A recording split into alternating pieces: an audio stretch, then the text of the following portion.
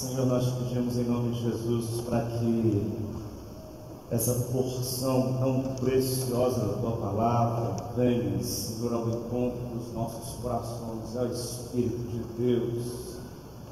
O Senhor mesmo colocou estas palavras na mente, no coração do Teu servo, o apóstolo Paulo, cerca de 2000 anos atrás.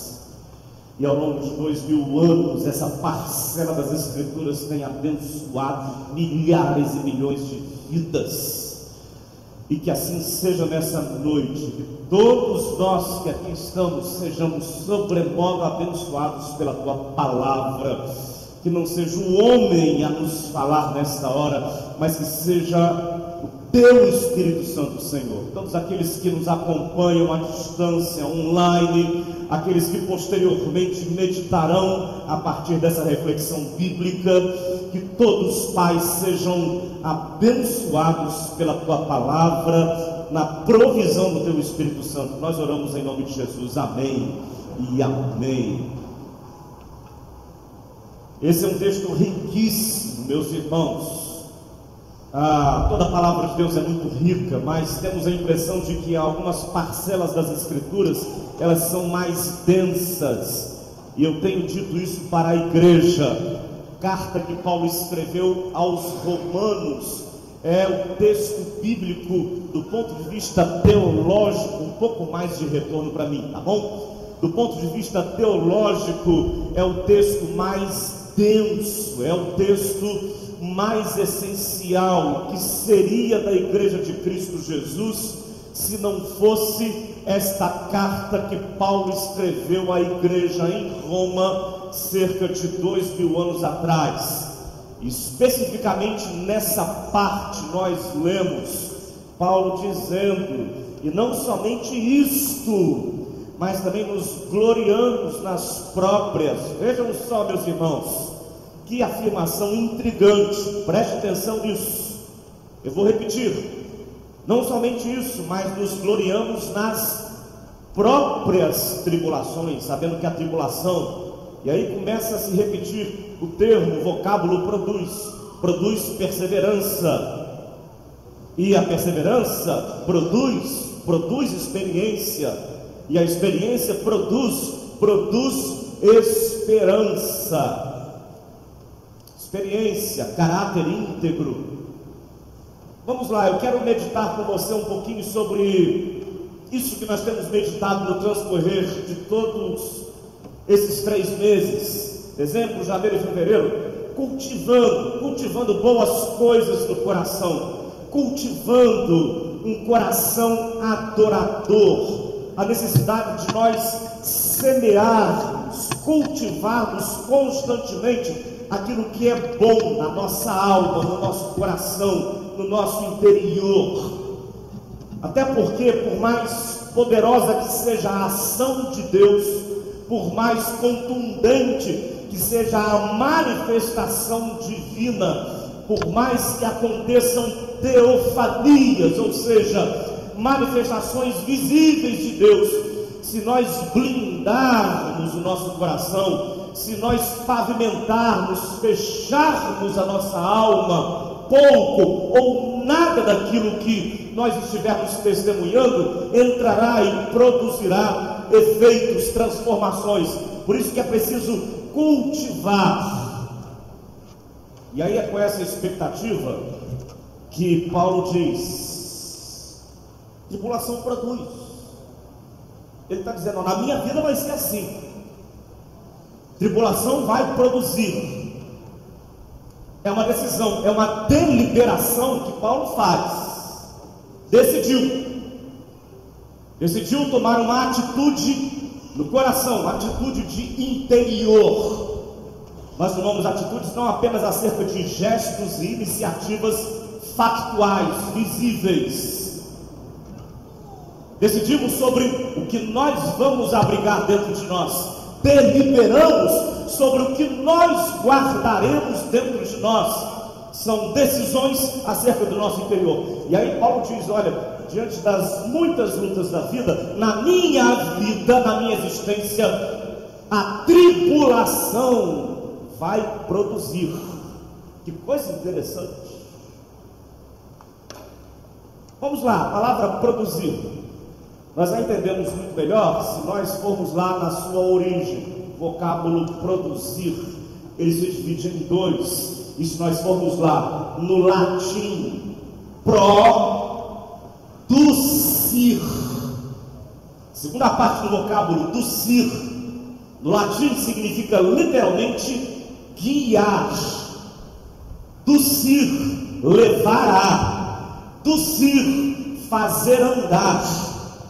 Producir significa guiar para frente, levar para uma posição adiante, fazer andar para frente. Portanto, etimologicamente falando, etimologia é a ciência que estuda a raiz dos termos, das palavras.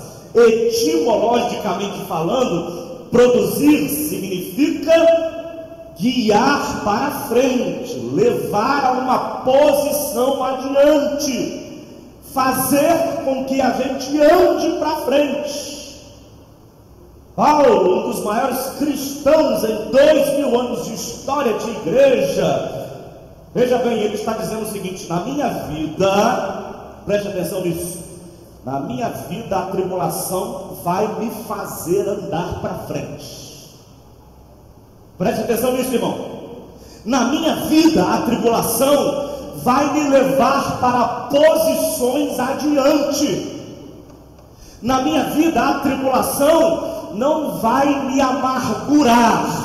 As tribulações não me adoecerão. As tribulações não me estacionarão. As tribulações não vão fazer com que eu deixe de viver uma vida abundante. Não, decididamente não. O que Paulo está dizendo é o seguinte: na minha vida, as lutas, as pelejas, as tribulações vão produzir, vão me levar para posições mais elevadas, vão me fazer caminhar para frente. As tribulações vão fazer com que coisas boas surjam na minha vida. Glória a Deus por isso. Interessante como que a leitura desse homem acerca das tribulações é completamente inversa àquilo que nós vemos, ou como nós vemos as tribulações da vida. Isso porque, gente, vejam só, é importante a gente sempre lembrar, nós vivemos numa sociedade extremamente hedonista. Também uma palavra grega que significa satisfação, prazer. O hedonismo é o culto da satisfação, o culto do prazer. Nós não estamos dizendo que você tenha que ter prazer na tristeza, você tem que ter prazer na dor, você tem que ter prazer no sofrimento.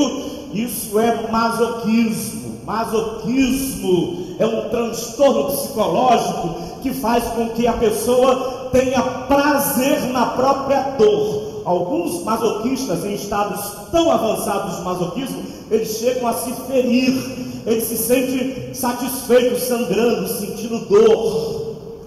Não é isso que Paulo está nos ensinando, mas eles entendem que a tribulação, e é isso que ele diz, na vida dele, é isso que ele afirma: na minha vida, a tribulação me fará progredir, me fará andar para frente.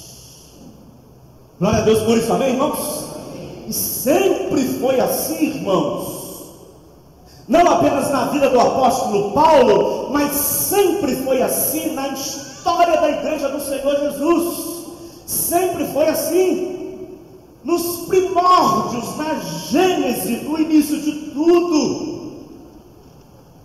Desde a crucificação, os incrédulos romanos e as autoridades religiosas achavam que com a crucificação do Cristo, eles tinham vencido a batalha contra Jesus, eles tinham sufocado a mensagem do Senhor Jesus. Eles entendiam que com a morte de Cristo, eles frustrariam e dispersariam fracassariam os seguidores de Jesus de Nazaré. Mas o que aconteceu foi exatamente o contrário. A morte de Cristo uniu os seus seguidores. A morte de Cristo os inspirou. A morte de Cristo os fortaleceu, os revigorou. E isso foi um escândalo para a sociedade de então, porque eles não conseguiam entender como que a morte de um simples carpinteiro, executado de modo tão vexatório, publicamente, eles não entendiam como que isso poderia gerar tanto ânimo, tanta vida, tanto interesse, tanta renúncia, tanta entrega, tanta alegria. Não se entendeu. Isso foi um escândalo para o mundo de então. Meus irmãos, todos nós lidamos com tribulações na vida, mas eu quero lhes dizer, aprendamos esta preciosíssima lição de vida que o apóstolo Paulo nos deixa, que a tribulação, querido irmão, esteja te fazendo andar para frente. Amém, irmão? Pensa aí na sua luta agora, pensa aí na sua peleja. Volto a dizer, seja ela em que área for, que a tribulação te faça caminhar, progredir, que ela te fortaleça, que ela te revigore.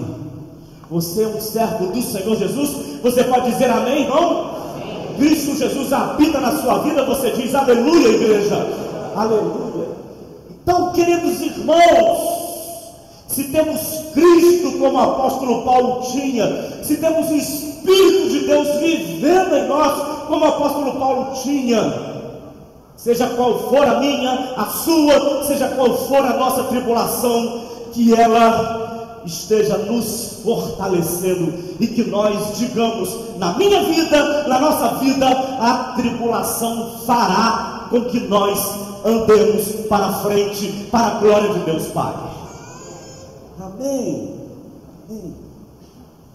Interessante, pouco tempo atrás eu assistia mais uma vez, e todo mundo sabe, todos que me ouvem com frequência, que eu gosto de ver alguns filmes repetidas vezes, né? Lá em casa, Titanic, se fosse na época do VHS, irmãos, para a turma mais nova, VHS é fita que passa filme, viu? Já existiu isso na vida, tá? Se fosse na época do VHS, a fita já teria rasgado. Tá passando Titanic e a gente está assistindo 200 vezes. Eu gosto de ver alguns filmes, alguns deles realmente muito inspiradores. Mais recentemente eu tenho assistido um filme chamado, em inglês, Risen, Ressurreição, título em português. E é uma história muito interessante, porque o filme Risen, Ressurreição, toma a história de Jesus crucificado, ressurreto, e eles criam um enredo muito consonante com as Escrituras. Muito interessante isso. Um enredo muito em harmonia com a palavra, com a narrativa dos Evangelhos, e criam então falas e personagens, e é bem interessante. Eu recomendo que você assista esse filme, e assista 2, 3, 4 vezes, porque cada vez que eu assisto novamente Risen, alguma coisa nova surge diante dos meus olhos. E eu assisti agora no feriado, Risen. E aí, acho interessante que eles puseram Pôncio Pilatos, depois da morte de Jesus, fazendo a seguinte afirmação: eles estão liquidados, de agora em diante, nunca mais no mundo alguém ouvirá falar dos seguidores desse Jesus de Nazaré. Que coisa, que coisa. A nossa fé, meus irmãos, é fé depositada num Cristo vivo. A tumba não pôde detê-lo, e ele está presente como eu mencionei hoje de manhã, João Calvino, não um suíço fazendo essa correção, João Calvino, um reformador francês, ele afirmou: temos que resgatar a presença real e viva de Cristo Jesus em nossas celebrações. E Cristo Jesus está aqui, 2000 anos depois de Pilatos ter tentado sufocar este movimento. Nós estamos aqui revigorados, fortalecidos, reavivados pela presença real de Jesus de Nazaré, que está presente aqui nesta igreja, nesta hora. Amém. Aleluia. Então, que coisa preciosa é essa fala de Paulo. A tribulação produz, portanto, querido irmão, que a tribulação não obstrua o seu culto ao Senhor, muito pelo contrário, que a tribulação suscite dentro de você uma adoração fervorosa, que faça com que os alicerces do inferno tremam em nome do Senhor Jesus. Tribulação, lutas, pelejas, adore o nome do Senhor Jesus, porque os alicerces do inferno não resistirão. Amém. E aí há algumas citações. Em primeiro lugar, a tribulação produz perseverança. Você pode citar isso comigo? Vamos falar juntos? A tribulação produz perseverança. As grandes vitórias na vida, elas vêm, gravemos isso, irmãos. As grandes vitórias na vida vêm através da perseverança. Vitoriosos são aqueles que persistem, são aqueles que perseveram, são aqueles que permanecem apesar das dificuldades, são aqueles que continuam prosseguindo apesar das adversidades, são os que perseveram. E olha, mais uma vez eu cito, como eu citei hoje de manhã, Mário Sérgio Cortella. E aí o livro que eu terminei de ler, mencionei para aqueles que estiveram com a gente hoje de manhã, né? Por que fazemos o que fazemos? Não é uma leitura, um texto cristão, mas muito interessante, muito inspirador. E Mário Sérgio Cortella, ele fala sobre uma das características de nosso tempo, de nossa época. A nossa sociedade, ela é muito envolvida pelas facilidades, tudo é facilitado. A prática, tudo é prático, tudo tende a fazer com que as coisas da vida sejam bem facilitadas para você. Isso faz com que a gente queira tudo muito fácil. Isso faz com que a gente não tolere as coisas que sejam difíceis. Faz sentido para você? Interessante. Se tudo é muito fácil, nós não toleramos o que é difícil. Logo, nós desaprendemos ou não sabemos o que significa perseverar. Essa é uma virtude que está em extinção. Daí a quantidade crescente de divórcios. Por quê? Porque viver a dois requer perseverança. O amor não é aquela coisa hollywoodiana. E foram felizes para sempre, seguindo num caminho cheio de flores de um lado, flores do outro, e sem dificuldades, e eles foram felizes para sempre. A vida não é assim. A vida conjugal é repleta de percalços. Para que o casamento prossiga, é preciso que haja perseverança. E aí, a gente acaba concluindo algumas coisas que não são assim tão interessantes, né? É verdade, eu sei que nós temos muitos jovens aqui, por favor, não se sintam ofendidos comigo, mas é verdade sim, as novas gerações, as gerações mais recentes, têm dificuldades de dar prosseguimento às coisas.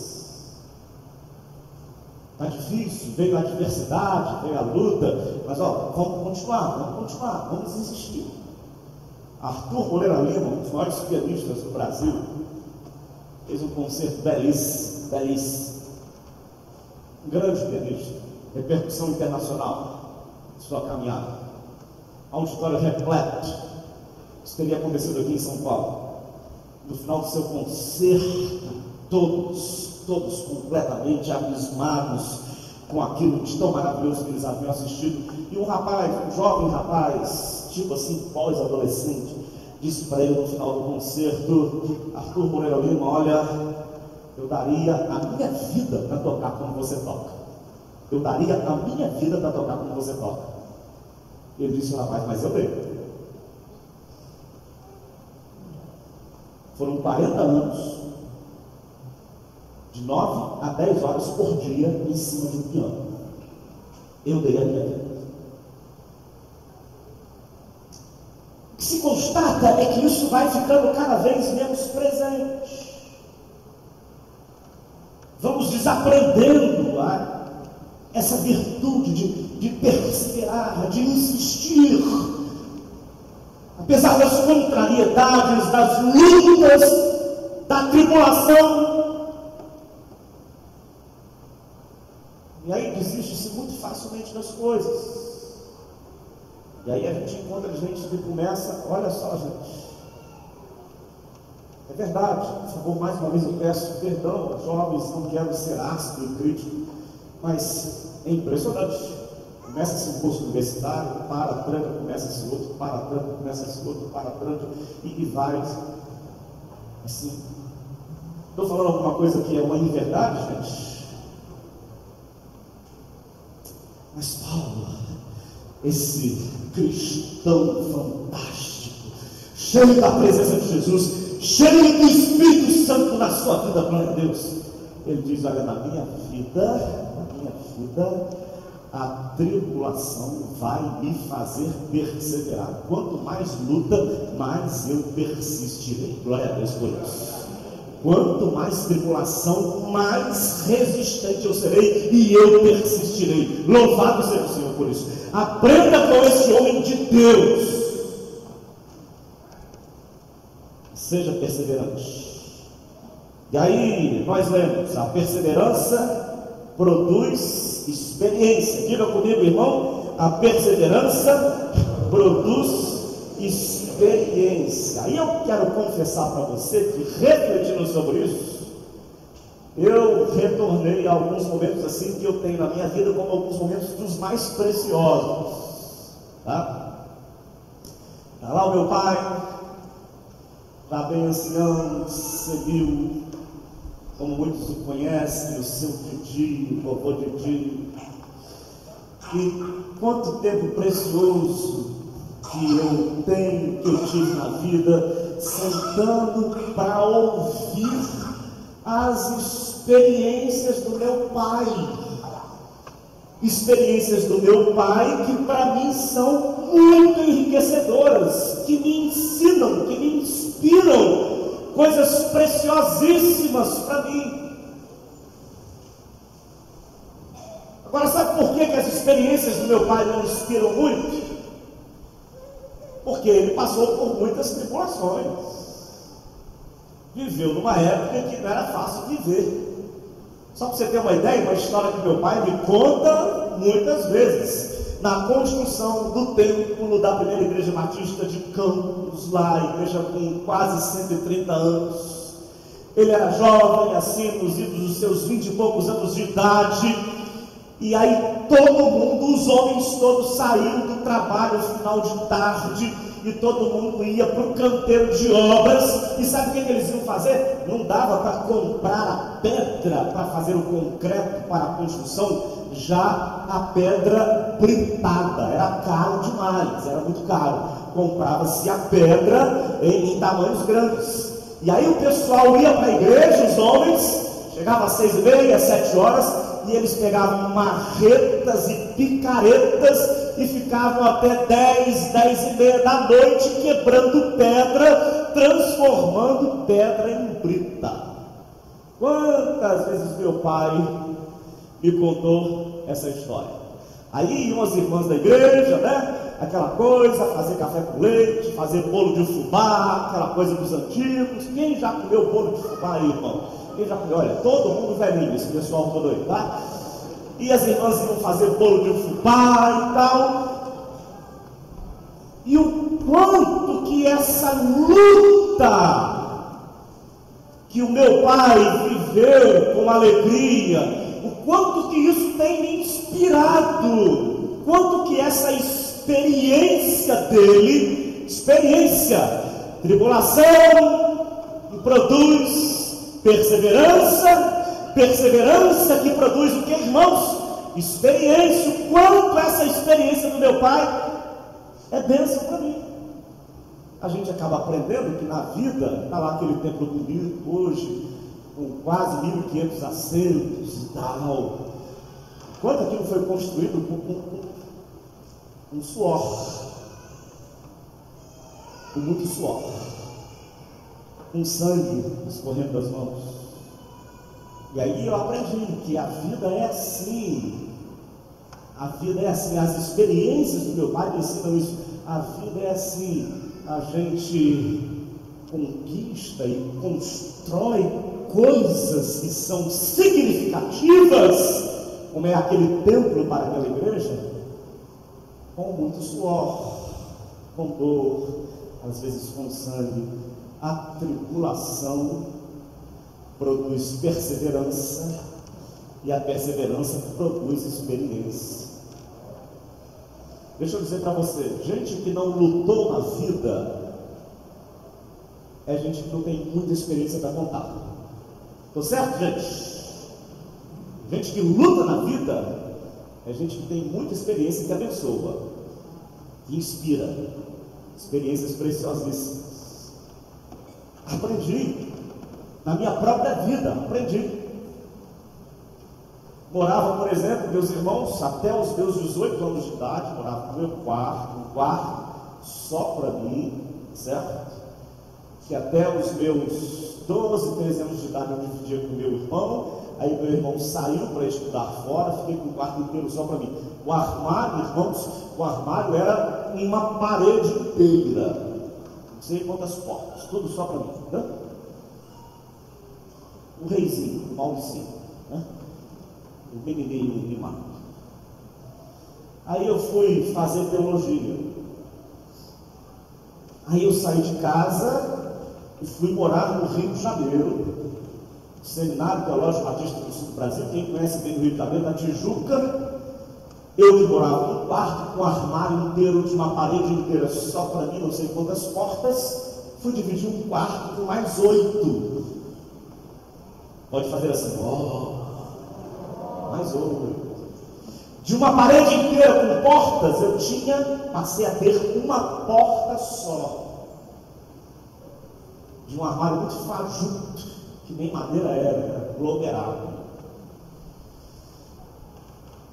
E esse prédio onde eu morava, assim, a qualidade era tão boa, que o apelido desse prédio era Navio Negreiro. Gente, o quanto essa tribulação me abençoou, o quanto isso produziu na minha vida experiências, quanto isso contribuiu efetivamente para que eu tivesse condições de passar por lutas na vida. Então, quando eu leio o apóstolo Paulo dizendo, olha, na minha vida a tribulação vai produzir, na minha vida a tribulação vai produzir experiência, na minha vida, tribulação vai produzir perseverança, serei resistente, serei perseverante, serei resiliente. Na minha vida, a resistência, a perseverança vai produzir experiência. E aí, só para nós concluirmos, a terceira, aliás, antes de concluirmos, né? Mais uma recomendação que eu faço para você. Livro escrito por Rubem Alves, filósofo, teólogo. Ostras felizes não produzem pérola. Leia isso.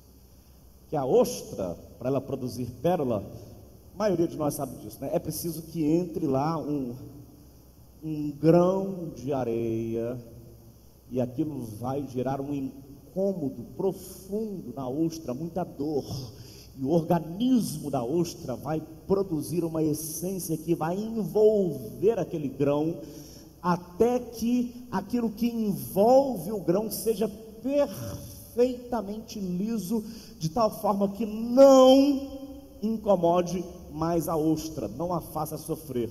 E aquilo que envolve o grão é a pérola caríssima. Daí o título do livro: Ostras felizes não produzem pérolas. Quero que você diga de todo o coração, não é masoquismo, mas eu convido você para que diga: louvado seja o Senhor por algumas tribulações. Quer falar, irmão? Vamos falar juntos? Louvado seja o Senhor por algumas tribulações. Amém? Que Deus te abençoe ricamente, Roberto, com tribulações que te abençoarão muito. Amém?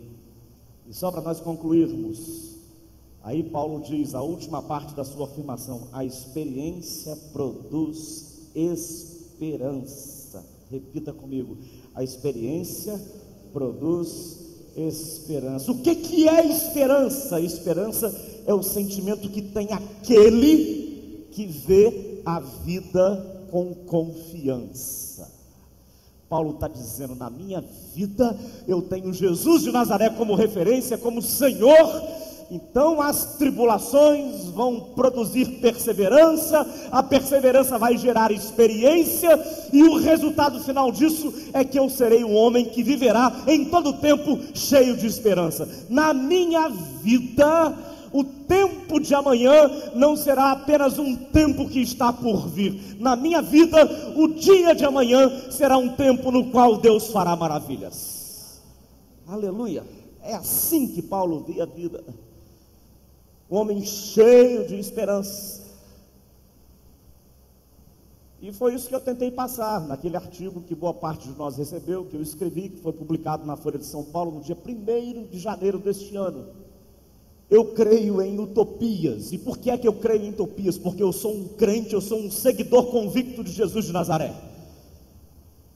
Utopia, o que é utopia? É crer naquilo que aparentemente é impossível.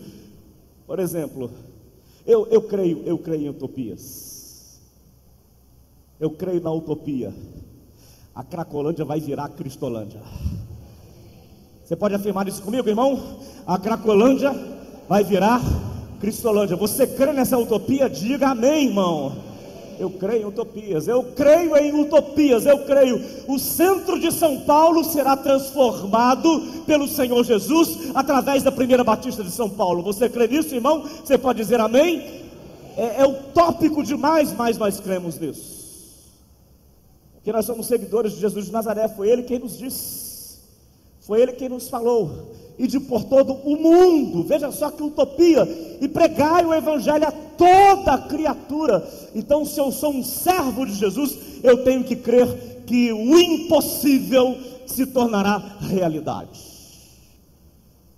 Eu creio em utopias. Eu creio que casamentos completamente destroçados são reconstruídos pelo poder que é no nome de Jesus. Eu creio em utopias.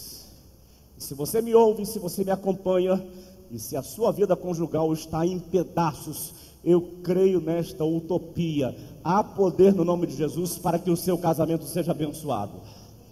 Eu creio em utopias. Eu creio que filhos que estejam vivendo uma vida completamente despedaçada pelas trevas, esses filhos um dia viverão abençoados pelo Senhor Jesus. E se você tem algum filho que vive andando por caminhos muito ruins, creia nesta utopia, meu irmão. O seu filho será um dia transformado pelo Senhor Jesus.